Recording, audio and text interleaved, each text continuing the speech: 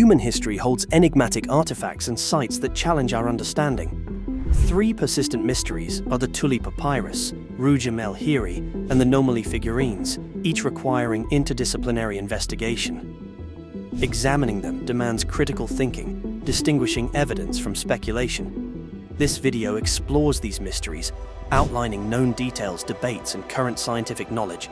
The Tulli Papyrus, a controversial document purportedly describing ancient Egyptian aerial phenomena, has fueled UFO discussions, but its authenticity is contested. Italian archaeologist Alberto Tulli supposedly copied it in Cairo in the 1930s. The claim gained attention in 1953.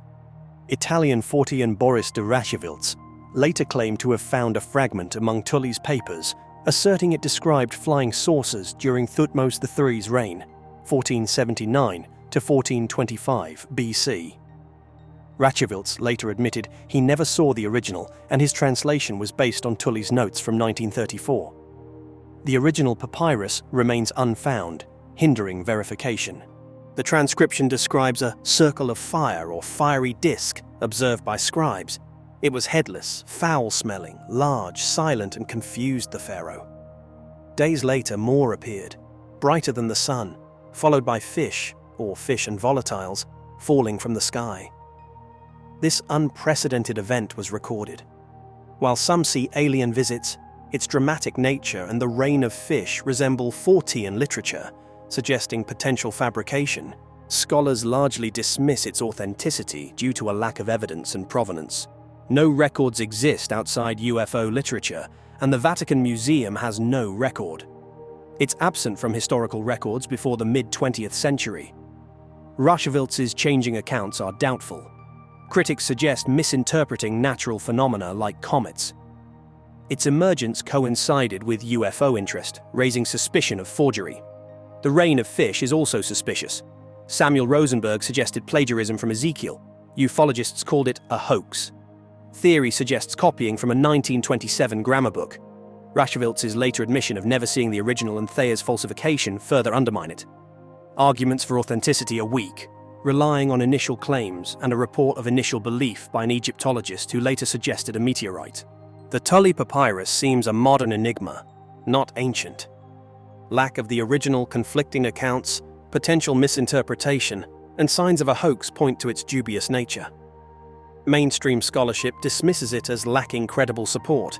Rujm el-Hiri in the Golan Heights is a large, circular megalithic structure with enigmatic origins. It's built from roughly 40,000 tons of basalt in 5 to 9 concentric circles around a central 4.6-meter mound.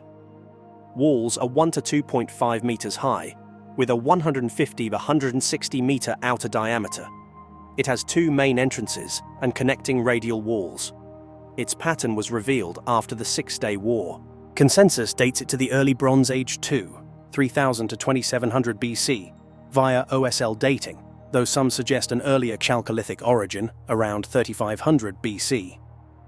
Evidence points to multiple construction phases between 5000 and 2200 BC, with the central cairn possibly a later burial site in the late Bronze Age. Few remains linked to initial construction, just some early Bronze Age pottery. A looted tomb contained later jewelry and weapons. A Chalcolithic pin hints at earlier origins. Recent research shows significant landscape movement since construction, including rotation, making current astronomical alignments likely unintended. Nearby prehistoric structures suggest Rujm el-Hiri was part of a larger complex.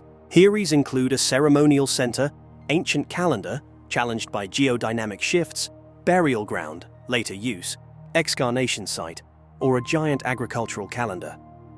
Its primary function remains unclear.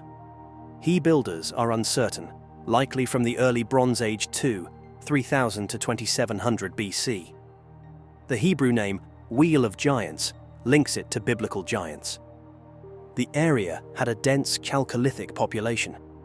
Its construction required significant labor, suggesting a well-organized society in the Levant.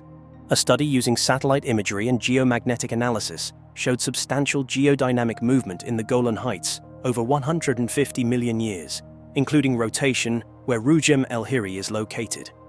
This challenges the theory of intentional alignment with celestial events during its construction. 3500 to 2500 BC. The original orientation would have been different, making current alignments irrelevant. While it doubts the observatory theory based on current alignments, other symbolic or functional purposes remain possible. Nomoli figurines are intricately carved stone statues found mainly in Sierra Leone and Liberia, with mysterious origins and significance. Typically small, 3 to 7 inches, made of soapstone, limestone, or granite. They often have large heads, striking eyes, broad noses, and full lips. Some depict humans, others human-animal hybrids or warriors. Common postures include crouching or kneeling. Locals, mainly farmers, often find them buried without clear archaeological context. Deeper finds are usually better preserved.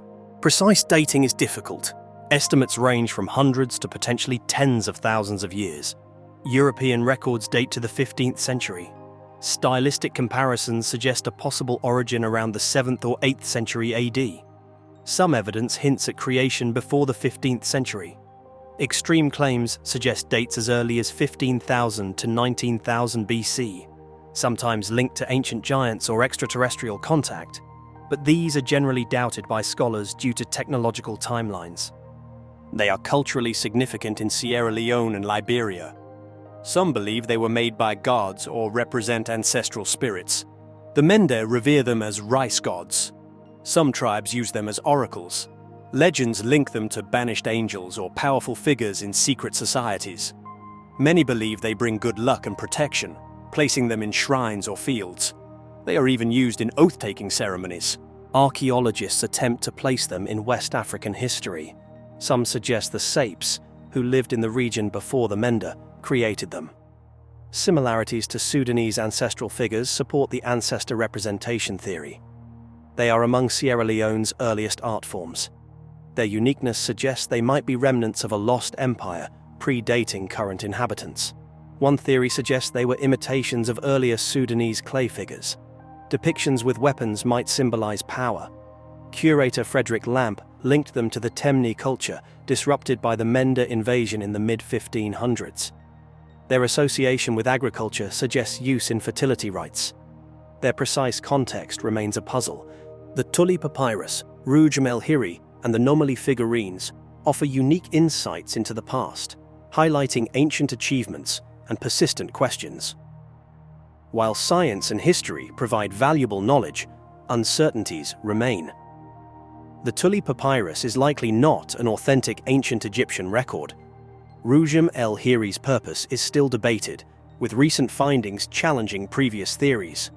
The Nomoli figurines' origins and cultural significance remain largely unknown. These cases emphasize critical thinking, evidence evaluation, and ongoing research. As new discoveries and techniques emerge, our understanding of these and other ancient mysteries will continue to evolve.